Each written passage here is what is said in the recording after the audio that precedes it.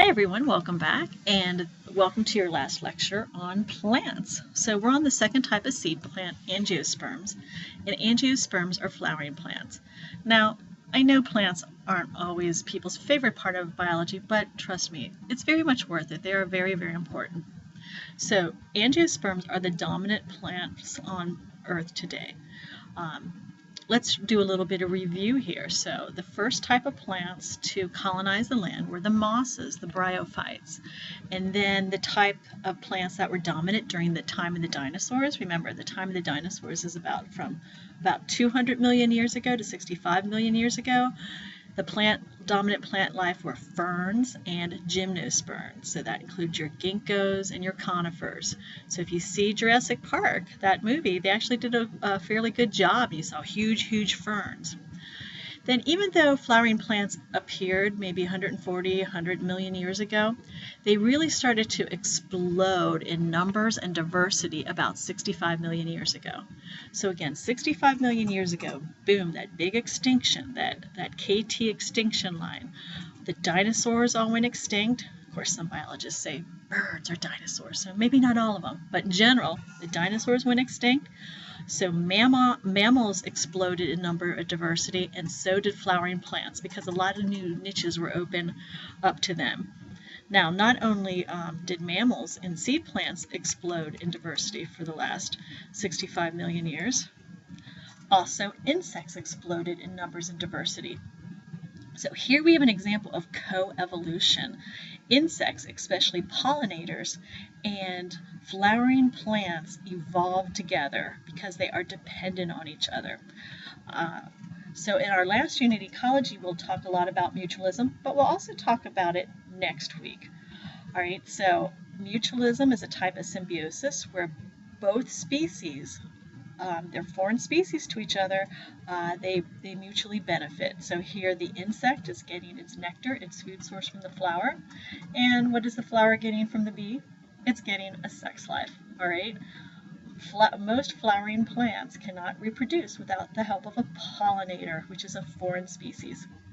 So to review, in the last 65 million years, the planet Earth has seen an explosion in the sheer numbers and the sheer diversity of mammals, flowering plants, aka angiosperms, and insects. So let's go on. When we talk about angiosperms, what you need to remember are the 3 F's. The first obviously stands for flower, since they're flowering plants, as opposed to gymnosperms, which are the naked seed plants. They have fruit, and they have a double fertilization event, which is unique. All right, so let's go over what a flower is. All right, a flower is, we'll see in a minute, is a plant gonad, and when you look at a flower, you don't really think of it as 4 rings of modified leaves, but actually that's what most flowers are. So when you see a flower, you're used to the colored petals. Well, surrounding the petals are sepals, which are often green. So here's one ring of leaves called the sepals. And then inside the sepals are the colored petals. Now, in some plants, the sepals are colored too. It just depends. But for the sake of argument, on this picture, the outer ring are sepals, and they are green, so they're photosynthetic. Then come the colored petals is the next ring of leaves, modified leaves. And then these are really modified leaves. These are the male parts, or the stamens. And then in the middle, here's a single carpel, but sometimes you'll have multiple carpels that are the female part of the flower. So, to review, what you call the lily, for instance, is the sporophyte plant. The sporophyte generation is dominant in flowering plants. And so you can think of all of these things as sporophylls, right? Spore leaves. So you can think of petals and sepals and stamen and carpels as sporophylls. I'm not going to emphasize that. I'm just going to point it out. So let's go over a little bit how this works. How does the sex life of a flower work? So just as in the gymnosperms, the male gametophyte generation is simply a pollen grain. And so this is a sporophyte plant, and it would produce spores. Now, look at the top of your study guide, or sorry, lecture guide. What do spores grow into? Spores grow into gametophytes. And we're still in a heterosporous situation, so these will produce basically male spores, microspores, that grow into the male gametophyte. At any rate, so the pollen grain is the male gametophyte, and the pollen grain lands on top of the female part. We don't have to worry about, these are the three parts of the female part, the stigma, style, and ovary. Maybe you learned about these in grade school, the sticky stigma. So the pollen sticks to the sticky stigma, and remember this is the male gametophyte, and it sprouts this little tube, this pollen tube, and it goes into the ovary all the way down, and it finds an ovule. And inside the ovule is the female gametophyte. And what do female gametophytes make? Well, they make eggs. And so fertilization will occur right in there. So this is why most flowers have what we call an assisted sex life, because they depend on a pollinator to transfer the pollen grains from the male part to the female part, so that the little nucleus can, so the pollen grain nucleus again is the tail of sperm, and the pollen has to be transferred.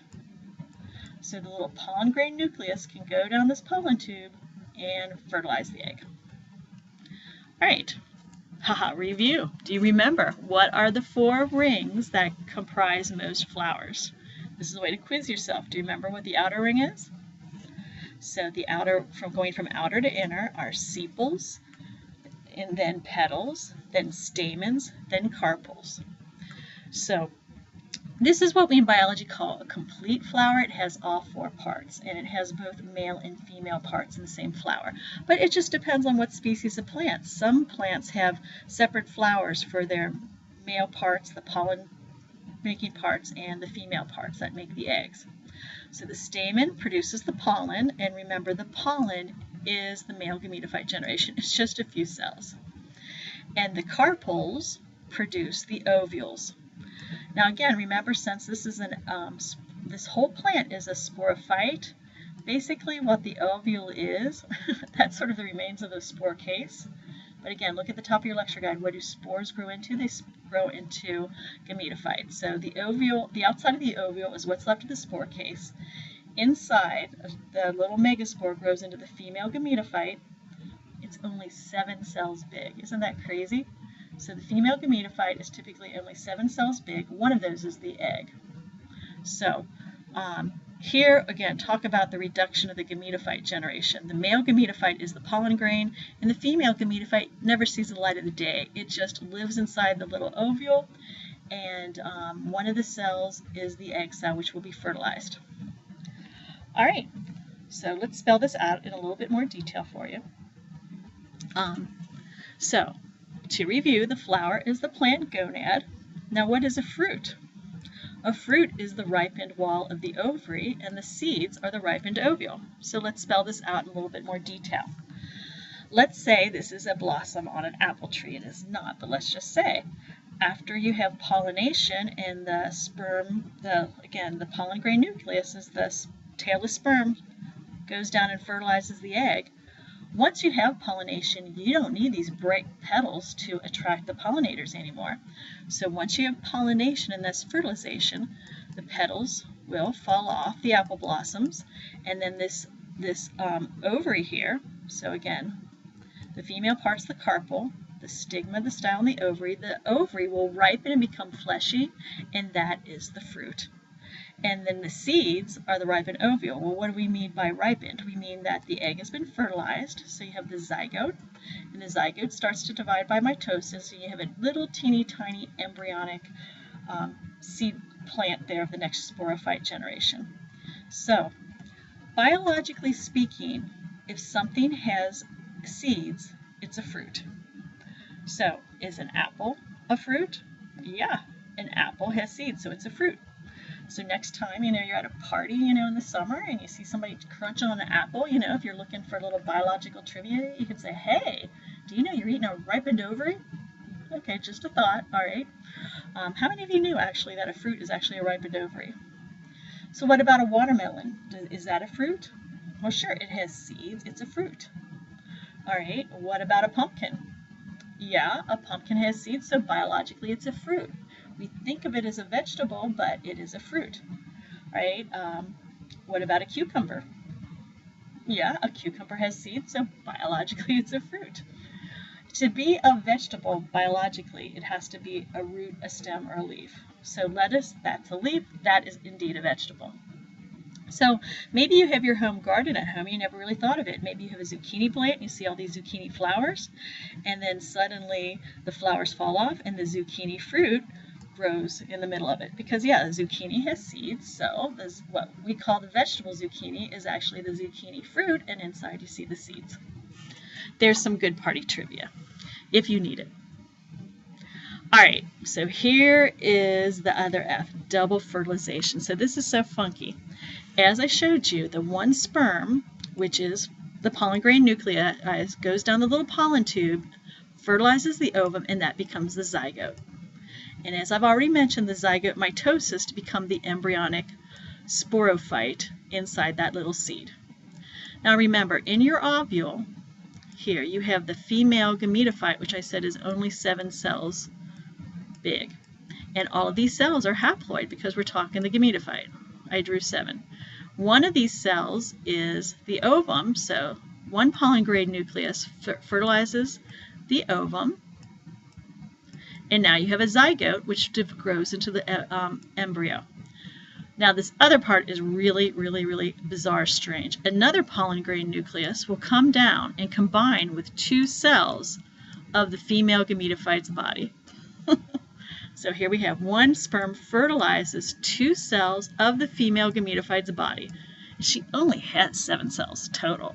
So again, and so when you combine one haploid nucleus with the 2 haploid female gametophyte cells, we create a triploid tissue, and this is called endosperm. So the endosperm, again, this triploid tissue, this 3N tissue, is nutrition, it's food for the growing embryo. So it's pretty cool. Once the egg is fertilized, you have a little embryo start to develop, and then with the double fertilization event, the second nucleus, if you want to call it fertilizes, joins these 2 haploid cells of the female's body, weird, and it forms this nutrition for the embryo, what's called the endosperm. So the embryo has a food source right in its little seed. So that's handy. And again, you might think, wow, that's so weird that this endosperm forms from 2 cells of the female gametophyte's body. But you know what? Maybe that's not different from humans. I mean, when we're pregnant, part of our body helps form the placenta, which nourishes our growing baby inside. So, you know, maybe it's not all that unusual. It just seems weird to us. So as I said, so this is the double fertilization event. One nucleus from the pollen grain, one sperm nucleus fertilizes the ovum, the egg, and the other sperm fertilizes, if you will, combines with 2 cells of the female gametophyte's body to make this triploid tissue called endosperm. So endosperm is food for the embryo, and so the embryo plus the food plus the whole covering that was the ovule is the seed. Ta-da! And so that's it, and I don't want you to get too hung up on the details. I mean, definitely for flowering plant, remember flowers, fruit, and double fertilization. But the big idea here, again, what you call the lily, for instance, I don't know what that is because those leaves are not lily leaves. I don't know what that's supposed to be. All right. So at any rate, remember the male gametophyte is the pollen grains. So we have greatly reduced male gametophyte generation. It lands on top of the female part, sprouts the pollen tube, fertilizes the egg. Here you have the fertilized egg, here the zygote. It's not showing you the second fertilization, which would be the endosperm, which is the food. But here we have the embryo, the food, and the outer covering of the ovule, and the whole thing together is the seed. Sort of, you can think of the seed as the fertilized ovule, and the ovary ripens and becomes the fruit, and there you have the seed growing into the sporophyte of the next generation. Okay? And again, this is just showing you a little bit close-up, but this is just a picture right out of the book and is showing you the double fertilization. All right, again, key ideas, you have very, very reduced gametophytes. The pollen grade is the male gametophyte, and the female gametophyte, you never see her. She's inside each ovule. So this one would have 6 female gametophytes. All right, so we're going to end our little discussion talking about monocots versus dicots. So again, we can divide seed plants into gymnosperms versus angiosperms, and now we divide angiosperms into monocots and dicots. And of the two, so remember, angiosperms are the dominant type of plant today, but out of the 2 subdivisions of angiosperms, dicots is the dominant form of angiosperm. And there's lots of different ways to distinguish between monocots and dicots. You do not have to know all of these.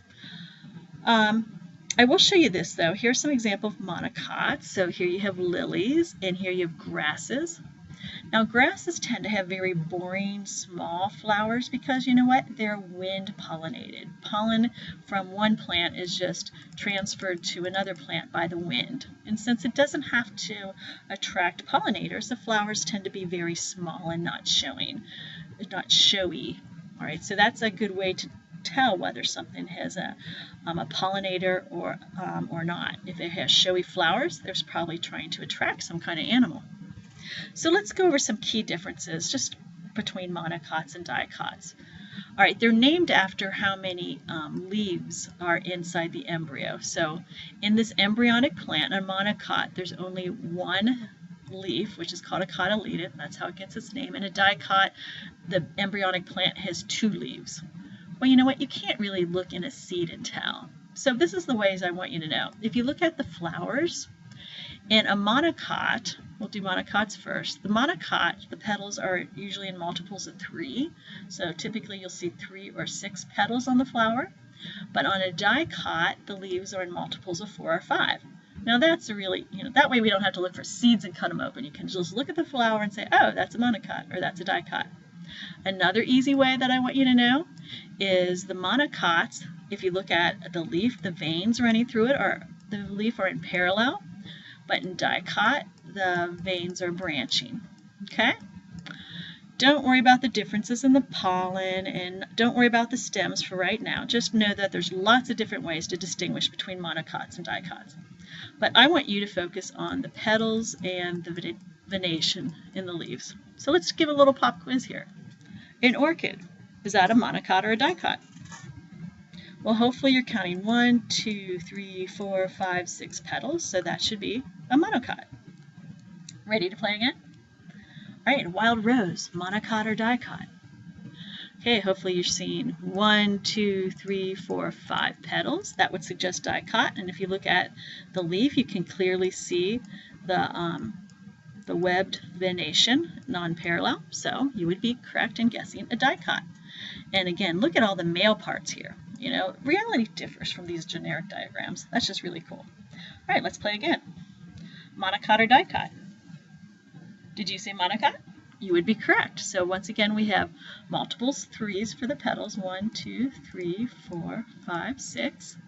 And again, if the leaves are grass-like, so you would guess that the veins run in parallel, and you would be correct. Let's do another one. Monocot or dicot? Look carefully. Haha, trick question. Do you recognize this fan-shaped leaf? You better. They're all over campus. This is a ginkgo. And a ginkgo, remember, is a gymnosperm. And we don't classify gymnosperms as monocots or dicots. We just do that for the angiosperms. So remember, gymnosperms include ginkgos like this. And here's the female with the smelly, smelly, smelly seeds there. All right. And so the gymnosperms are ginkgos and conifers. Let's do one more that's fair. How about a tulip? This is a cutaway view of a tulip, and you can see not only the petals are in multiples of 3s, but so are the inner parts. So a tulip, and if you look at the leaves too, you'll see parallel venation. So a tulip is clearly a monocot. All right. Now, again, you do not have to memorize this at all, but I just wanted to show you. This is how the stems of a monocot and dicot vary. And what you see here, this is an example of a vascular bundle. And over here, here's a dicot vascular bundle. So the vascular bundles are the xylem and the phloem tubes, the plumbing of the plants. So you don't have to memorize. I'm just showing you that in a monocot, the plumbing, the vascular bundles are scattered throughout the stem, whereas in a dicot, the vascular bundles are all around the perimeter. Now, what you're supposed to review for your quiz, right, are all the ways that plants overcame their obstacles to colonizing the land. So one was a question of support. So remember we said in tracheophytes, they could rely on their thick-walled xylem for support. So I want you to look at these vascular bundles. So which tubes do you think are the xylem? Well, if we look at the dicot, these are the xylem, these are the phloem. Okay? So all these really big thick-walled cells you see in the monocot or the dicot, more around on the inside, those are the xylem. And remember, the xylem are the up tubes and the phloem are the down tubes. Okay? You don't have to know this, but if you want to kill a tree, if you cut it all around the periphery, that's called girding. If you cut through all the phloem, then food that is made up in the leaves cannot flow down to the roots and the plant will die. All right, maybe that's TMI. Big picture, there's differences between the stems in monocots and dicots. All right, and again, the leaves. If the seedling has one leaf coming out of the seed, it's a monocot. Cotyledons are the seed leaves, the embryonic leaves. In a dicot, the little embryo inside the seed has two leaves, two cotyledons.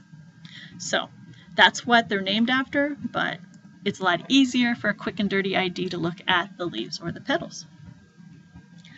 All right, mutualism. I keep coming back to this. We'll talk about this next week and in Unit 4.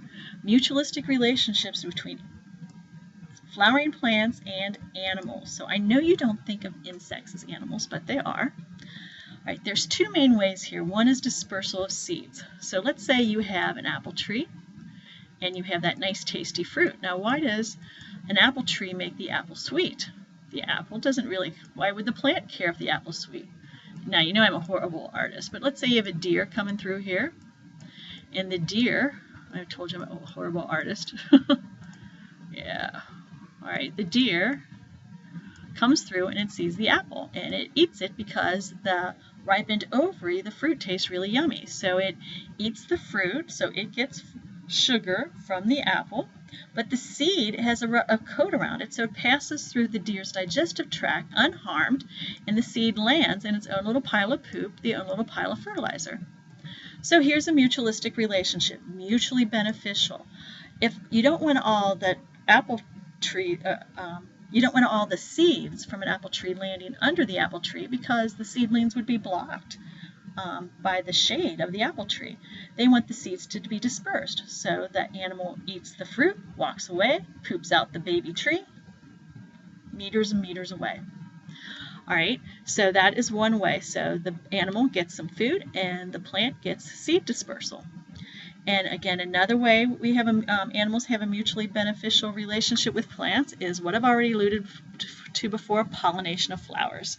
So insects are key pollinators of flowers. They transport the pollen, which contains the sperm, to the female part, but so are hummingbirds and so are bats. And some people say, ooh, I don't like bats. And you know what I say? I say, well, do you like bananas? Because without bats, fruit bats are the main pollinator of banana trees. So I know there's a lot of technical information and you do have to know some of this vocabulary, but I want you to appreciate the beauty of this. So please watch the next 7-minute video. There's some award-winning photography on a TED Talk, and you'll appreciate taking whatever it is, 7 or 8 minutes out of your life to watch the video on pollination. So I will see you in the next module. Bye.